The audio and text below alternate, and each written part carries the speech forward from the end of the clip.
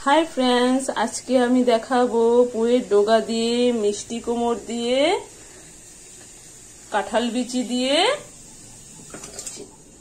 চিংড়ি শুটকি দিয়ে রেসিপি করে। পেঁয়াজ রসুন কাটা হয়ে গেছে, এগুলো এখন পেস্ট করে নেব।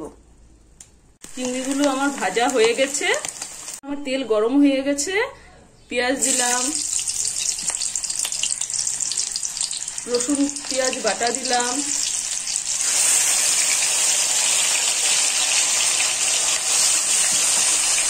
হলুদ দিলাম, লবণ দিলাম, গুঁড়া লঙ্কা দিলাম,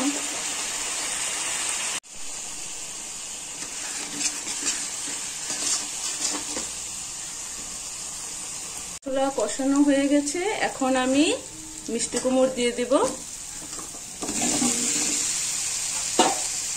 কাঁঠাল বিচি দিয়ে দেব আর পুরের ডোগা দিয়ে দিব, ছেড়ে দিব। আমি চিংড়িগুলো দিয়ে দিলাম। এখন আমার রেসিপিটা হয়ে গেছে।